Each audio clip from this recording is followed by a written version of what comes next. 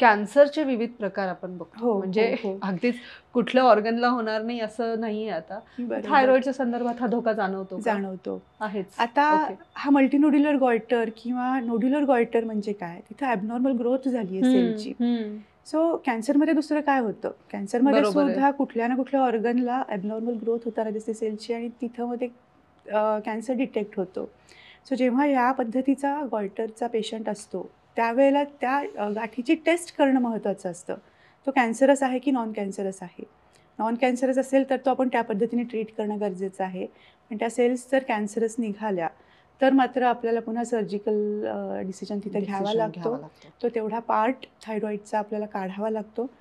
Precaution आहे, कारण त्या सेल्स पुन्हा इतर ठिकाणी डेव्हलप होऊ नये, त्याची साईज वाढू नये आणि इतर काही कॉम्प्लिकेशन्स होऊ नयेत यासाठी.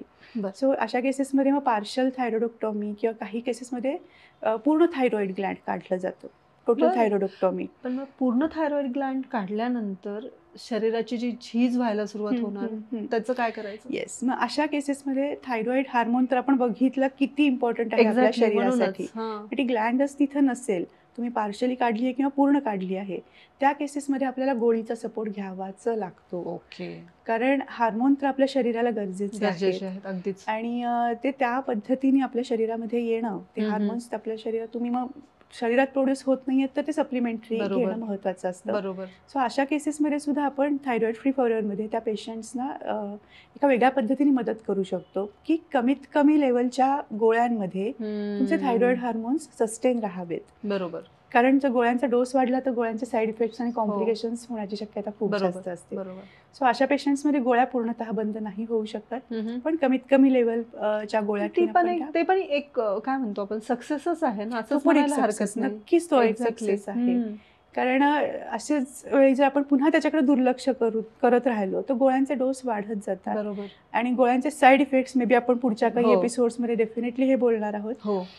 त्या साईड इफेक्ट्सना टाळणं किंवा त्याला घाबरणं फार गरजेचं आहे आणि म्हणून एकतर गोळ्या सेफर डोसमध्ये ठेवणं, हळूहळू टेपर ऑफ करत येणं आणि पूर्ण बंद होणं यासाठी प्रयत्न करत राहणं फार महत्त्वाचं आहे. बापरे, किती प्रकार पाहिले थायरॉइडचे. अजून काही आहे का?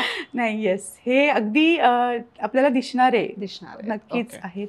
एक शेवटचा प्रश्न माझ्याकडनं हा आहे की टेम्पररी आणि क्रोनिक थायरॉइड यामध्ये काय फरक आहे?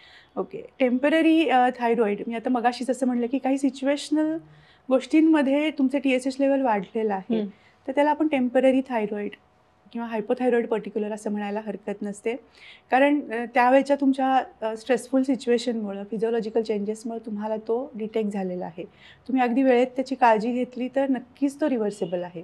आणि हे इथे मी माझंच उदाहरण देईन. मला स्वतःला काही सिम्पटम्स दिसले होते आफ्टर सेकंड प्रेग्नन्सी. माझंही वजन वाढायला लागलेलं होतं, पिरियड्स रेग्युलर झालेले होते आणि त्या केसमध्ये मी थोडंसं नॅचरल वेनी आपण DFFमध्ये काम करत होतो.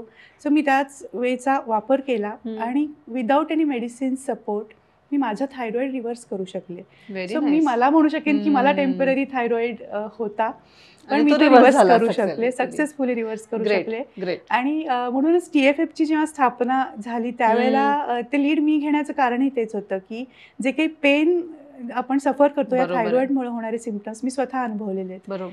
सो मला माहिती आहे की यातनं बाहेर पडणं फार गरजेचं आहे. सो तो आनंद द्यायचा विचार नक्कीच केला. ती संधी मला मिळाली त्याबद्दल मी नक्कीच त्यासाठी आभारी राहणार आहे. खूप छान. आणि मला सांगा की आता तुम्ही सांगताय आपलं वारंवार आपलं एका गोष्टीवर बोलणं होतं, एक शब्द पण वारंवार येतोय, दुर्लक्ष करणं. ओके, तर लवकरात लवकर जर ह्या गोष्टीकडे आपण पाहिलं नाही तर याचे किती गंभीर परिणाम होऊ शकतात?